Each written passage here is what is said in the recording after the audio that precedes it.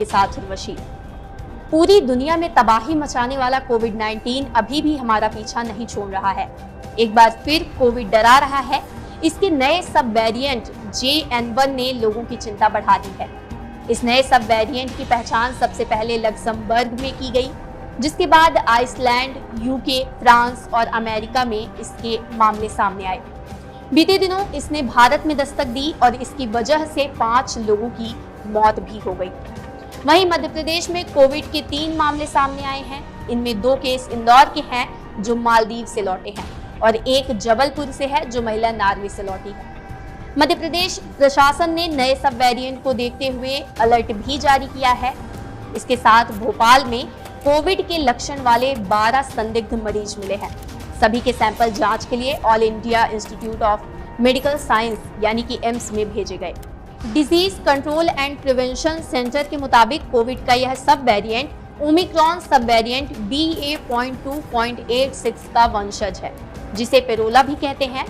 वैज्ञानिकों के मुताबिक JN1 और BA.2.86 के बीच केवल स्पाइक प्रोटीन का फर्क है। यह वायरस की सतह पर छोटे स्पाइक्स जैसा दिखाई देता है। इसी वजह से लोगों में वायरस का संक्रमण तेजी से होता है। Disease control and prevention centre के अनुसार JN1 के अभी तक कोई खास लक्षण नहीं आए हैं। ऐसे में यह नहीं कहा जा सकता कि इसके लक्षण कोविड-19 के अन्य वेरिएंट जैसे कि बुखार, लगातार खांसना, जल्दी थकान होना, नाक बंद होना या नाक का बहना, दस्त और सर में दर्द से अलग हैं या नहीं। प्रशासन इस मामले को लेकर अलर्ट मोड पर है। विंध्य क्षेत्र के यानी रीवा जिले के सबसे बड़े अस्पताल संजय गांधी में आइसोलेशन वार्ड बनाए गए हैं। दवाइयां और बेड की पर्याप्त व्यवस्था की जा रही है। अस्पताल में पर्याप्त PPE किट और जांच किट की व्यवस्था कर ली गई है। वर्तमान समय में मैनुअल RNA किट 1000 और RT-PCR जांच किट 500 के करीब है।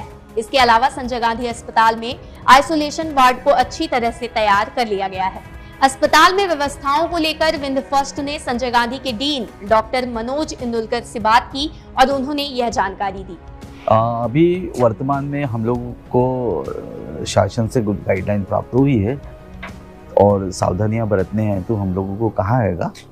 तो ये जो अभी हमने आप ही के द्वारा, मीडिया के द्वारा जो जाना है और हमारी जो शासकीय गाइडलाइन है उसके द्वारा जाना है, ये अभी वर्तमान में कर्नाटका और केरला में इसका प्रकोप है और उसमें उनका ये भी कहना है कि ये जो वायरस है वर्तमान में ये कोविड का ही एक स्वरूप है और इसमें उन लोगों के लिए घातक है जो इम्यूनो कॉम्प्रोमाइज़ है, एल्डरली है, जिन या कोई बीमारियां है जैसे कि डायबिटीज़ है या पुरानी कोई बीमारी है उससे ग्रसित है या कैंसर के मरीज है, उन लोगों के लिए घातक है।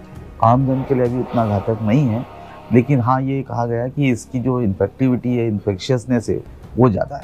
जैसे कि ओमरान आया था, ओमरान का जो विरुलेंस कम था लेकिन फैलता तेज़ी से था उसकी जो फैलने की, तो इसी तरह का ये भी है। तो ये फैल रहा है, इसका मतलब ये है कि अपने को प्रिवेंशन पे अधिक ध्यान देना पड़ेगा। हम लोगों ने सबसे पहले 10 बेड हम लोगों ने ईयर मार्क किए हैं। अगर आप जाएंगे तो तृतीय तल पर हमारा कोविड सस्पेक्ट वार्ड था, पूरी तरह से खाली करके और रिजर्व कर लिया गया है। कोई भी पॉजिटिव पेशेंट आता है कहीं से भी रिफ़र होके तो हमारी पूरी व्यवस्था है, ड्यूटी रोस्टर बन गया है। और इसके अलावा हम लोगों ने वहाँ पर वेंटिलेटर रखवा दिए हैं। ऐसे जब पूरा हॉस्पिटल इन्वॉल्व हुआ था तो सभी बेड हमने रिजर्व करे थे। तो वर्तमान में हम लोगों ने 10 बेड क्रिटिकल पेशेंट के लिए रिजर्व किए हैं।